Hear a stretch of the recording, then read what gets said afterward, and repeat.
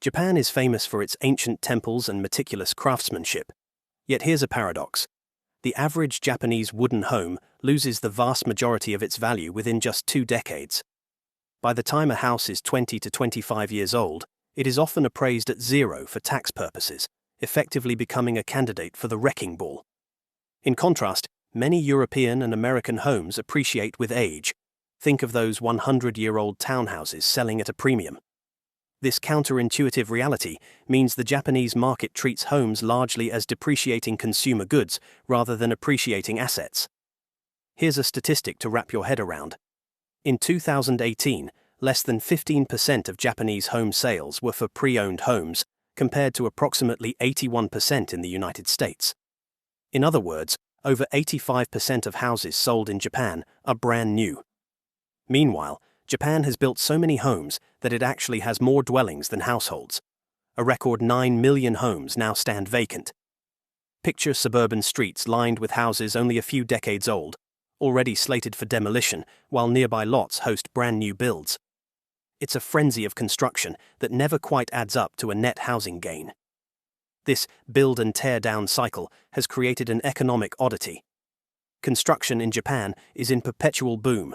New houses pop up constantly, yet the total number of homes barely increases. It's like running on a treadmill. Lots of effort, little forward progress. One frequently cited side effect is the sheer density of licensed architects. Japan has roughly 3 registered architects per 1,000 residents, statistically far higher than the US or UK.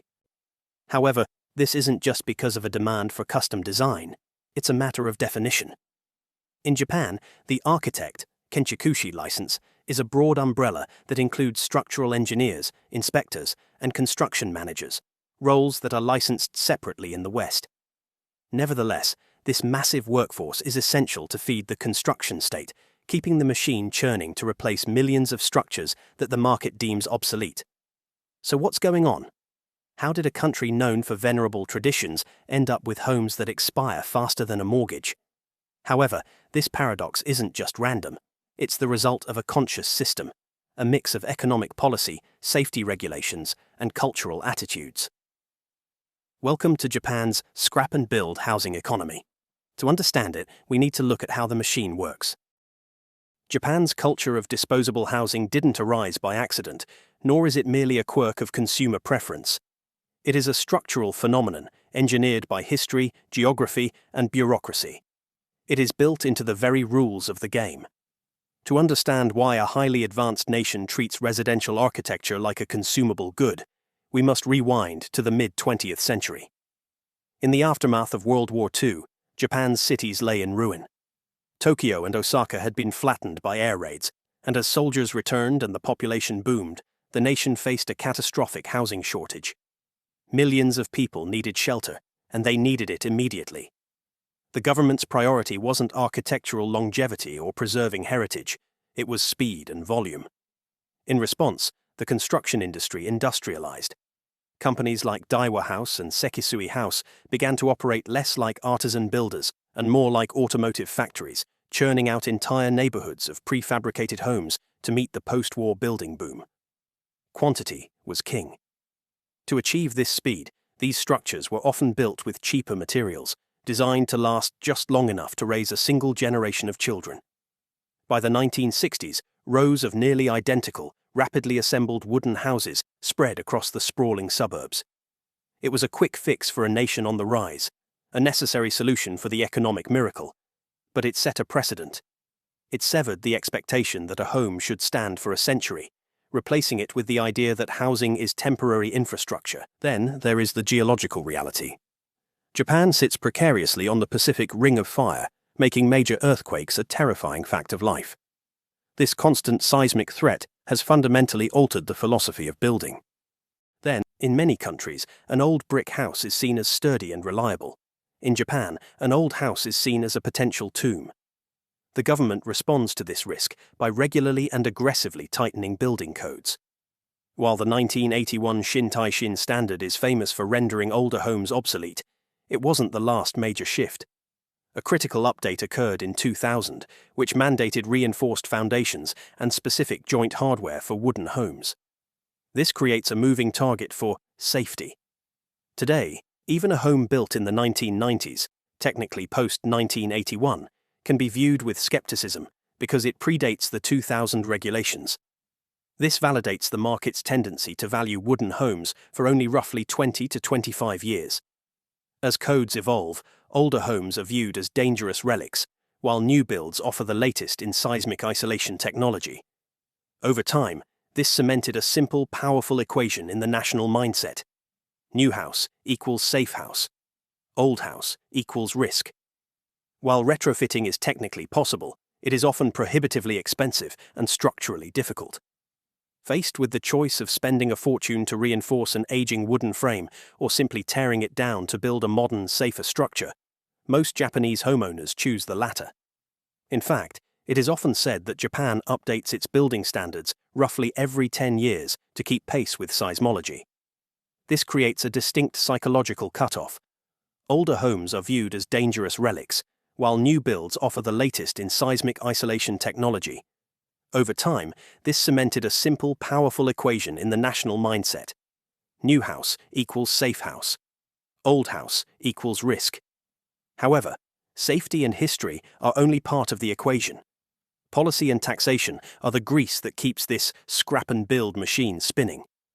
The Japanese tax code treats houses fundamentally differently than Western systems do. In the US or Europe, a home is an asset expected to appreciate. In Japan, a house is a depreciating asset, treated on the books almost exactly like a factory machine or a refrigerator. The government sets a statutory useful life for buildings to calculate depreciation. For a standard wooden house, this period is incredibly short, just 22 years. For reinforced concrete condos, it is roughly 47 years. Once a building crosses that threshold, its value for tax and accounting purposes essentially hits zero. Now, you might assume that 47 years means these larger concrete buildings, offices and apartments, are safe. But this scrap-and-build virus infects them too. The average lifespan of a demolished concrete building in Japan is actually only about 35 to 40 years. Why tear down a perfectly good concrete block? It often comes down to zoning and efficiency. Japan frequently updates its zoning laws, floor area ratios, to allow for taller buildings. If a 30-year-old 4-story apartment sits on land that is now zoned for 10 stories, that old building is effectively wasting valuable airspace. Combined with the 1981 seismic codes, which make older concrete buildings expensive to insure and retrofit, the market often decides it's cheaper to implode the old one and start fresh. In Japan, even concrete has an expiration date. Imagine the implications of this. In the eyes of the tax office, and subsequently the real estate market, a 30-year-old family home is worthless. When a property changes hands, banks and buyers focus almost entirely on the value of the land. The house sitting on top of it is often viewed not as an asset, but as a liability, a pile of wood and debris that will cost money to demolish. There are even specific tax quirks that accelerate this cycle. For decades, property tax structures ironically encouraged holding on to dilapidated structures because vacant land was taxed at a much higher rate than land with a structure on it, even if that structure was falling apart. But when it comes to living, the incentives favor the new. Historically, the government has used housing to stimulate the economy, offering generous mortgage tax deductions that, for a long time, applied strictly to new construction or highly specific renovations, leaving the second-hand market out in the cold. Furthermore, loose zoning and development rules made it exceptionally easy to build new housing on greenfield sites or subdivide old lots. All these administrative levers tilted the table heavily toward new construction, creating a system where houses are financially designed to be replaced. Of course, looking at the macroeconomics, this system benefits the construction state, or dokonkoka. The constant cycle of demolition and reconstruction ensures a steady stream of work for a massive ecosystem of builders, specialized contractors, material suppliers, demolition crews, real estate agents, and architects. Economists have long noted the upside here. All this tearing down and building acted as a powerful engine for Japan's GDP, particularly during the high-growth years. Every time a family rebuilds a house, they are injecting hundreds of thousands of dollars into the domestic economy. It is a bit of a construction addiction, a way to keep money flowing and employment high. However, For the individual homeowner, the math is punishing. The scrap and build model forces the average Japanese family to pour money into an asset they know will have zero resale value. It is a perverse market because the quality of the buildings has actually improved. Modern Japanese homes built after 2000 are often physically capable of lasting 60 to 100 years. Yet, the economic machine treats them as if they are still the flimsy, temporary structures of the post-war era. Homeowners are essentially accepting that their house is a consumable, like a car that will eventually be driven into the ground, even if the chassis is built like a tank. This economic reality creates a self-fulfilling prophecy regarding maintenance. In markets where homes appreciate, owners invest heavily in upkeep. You replace the roof, upgrade the insulation, and remodel the kitchen because you expect to get that money back when you sell. But in Japan, since everyone knows the structure will be valueless in 20 or 30 years, there is little financial incentive to invest in major maintenance. Why spend $30,000 on a new roof or structural reinforcement if the land is the only thing of value? As a result, many homeowners forego major repairs, doing only the bare minimum to keep the weather out. This lack of maintenance causes the homes to deteriorate faster, which, in a vicious cycle, justifies the eventual decision to tear them down. By the time a house is 30 years old, it genuinely is in rough shape, drafty, inefficient, and worn out, which validates the cultural assumption that houses aren't meant to last. It is a perfect loop of planned obsolescence. This complex mix of post-war necessity, earthquake-driven paranoia, depreciation schedules, and industrial momentum has engineered a housing market that fetishizes the new and ruthlessly discards the not-so-old. But economics, geology, and policy aren't the whole story. To fully grasp why Japan rebuilds with such frequency, we have to look beyond the spreadsheets and building codes. We have to understand how culture, impermanence, and aesthetics shape this behavior too. Beyond the hard economics, there's a softer philosophical side to Japan's rebuild phenomenon. In Japanese culture, there's a deep appreciation for impermanence, the idea that nothing lasts forever, and there's beauty in continual renewal. A powerful example: the Ise Grand Shrine, Japan's most sacred Shinto site, is torn down and perfectly rebuilt every 20 years. This tradition has been going on for centuries. The shrine's renewal symbolizes the Shinto belief in the cycle of death and rebirth in nature. So in a spiritual sense, rebuilding something afresh can be an act of preservation and respect. This cultural comfort with transience extends to more everyday buildings too. Historically, many Japanese structures were made of wood and paper, vulnerable to fire, earthquakes, and humidity. Towns and cities frequently rebuilt after disasters. Edo, Old Tokyo, burned down many times. So people got used to the idea that buildings come and go, and the past can be honored even if the physical structure isn't ancient. There's even a concept in Japanese aesthetics called wabi-sabi, which finds beauty in the impermanence and imperfection of things. Though ironically, when it comes to houses, Japanese buyers often prefer a totally brand new slate rather than an elegantly aged one. Another cultural factor is the premium placed on modernity and cleanliness. During the late 1800s Meiji era and the post-war boom, Japan embraced modernization almost as a national ethos. Having the latest, most modern home became a point of pride. Even today, many homebuyers want the cutting-edge design, up-to-date tech, and that feeling of a fresh start. A second-hand house means living with someone else's choices, their floor plan, their colors, and that doesn't always sit well. However, there's more than just personal taste at play. There's also a traditional notion of kagare, or impurity. In Shinto belief, places can be spiritually polluted by things like death or disease. Buying a house where someone, especially a non-family member, lived, or worse, died, can feel ominous. Some Japanese avoid second-hand homes out of a subtle fear that a previous owner's spirit or misfortune might still linger there. It's not uncommon for properties where a tragedy occurred to be heavily discounted because many won't touch them. Then there's the simple cultural habit. DIY home renovation isn't really a big thing in Japan. In countries like the US, weekend warriors hit the hardware store to add value to their houses. New deck, renovated kitchen, you name it. Japan largely missed out on that do-it-yourself craze. While renovation TV shows like the smash hit Before After have been popular since the early 2000s, They focus on professionals performing miracles, not homeowners swinging hammers. Historically, if something in your home really needed fixing, you didn't head to a Home Depot. You called a contractor or just planned to rebuild down the line. As journalist Alex Kerr noted, the idea of flipping a house or steadily upgrading it yourself is rare. People generally live in a home as is, and when it's outdated or worn out, they replace the whole thing.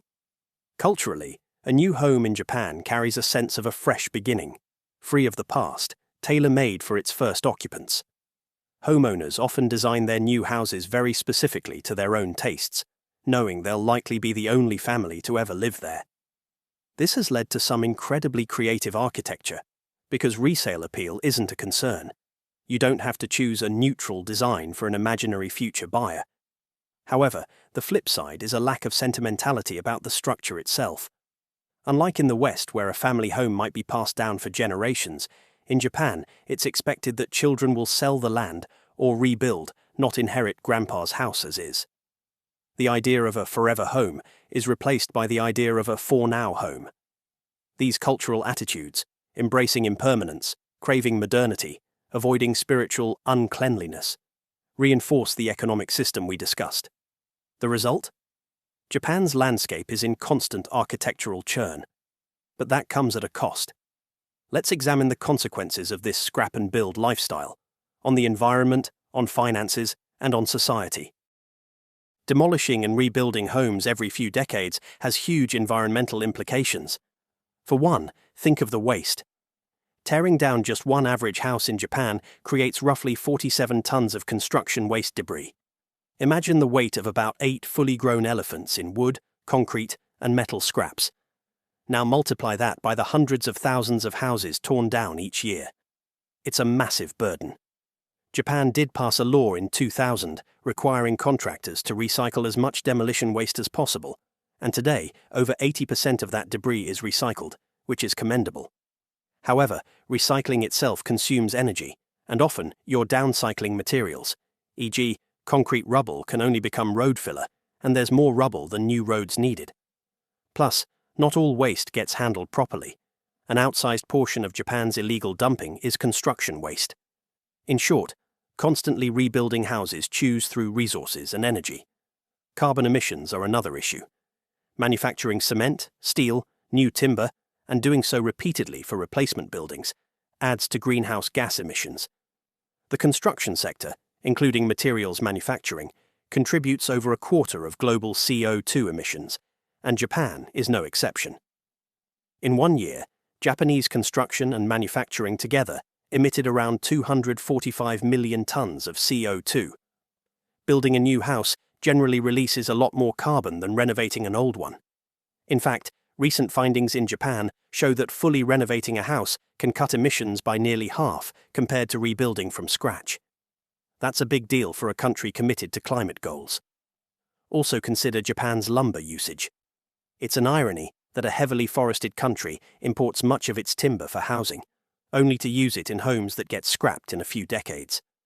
Constant demand for new materials, wood, drywall, petrochemicals for insulation, is the opposite of a circular economy.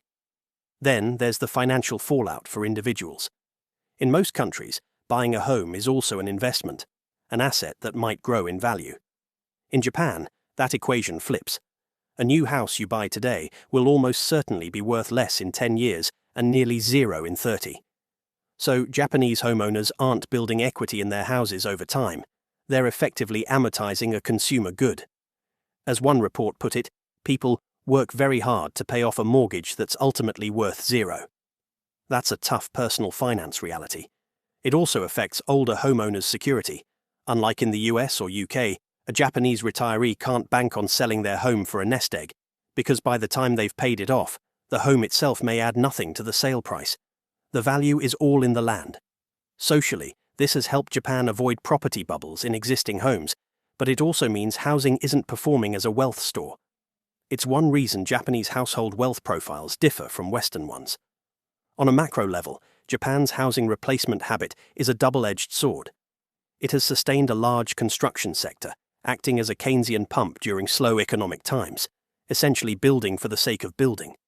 But, as noted earlier, it's a perverse market where all this activity doesn't significantly increase housing stock or improve affordability. Japan's housing units have outpaced its households by millions, yet many people still struggle to find housing in the places they want, like central Tokyo. The focus on new builds also left the existing home market underdeveloped, which economists say is an inefficiency. There are buyers who'd love an affordable used home and sellers who'd love to offload one. But for decades, policies and preferences kept them from matching up. Only recently have there been efforts to connect that gap.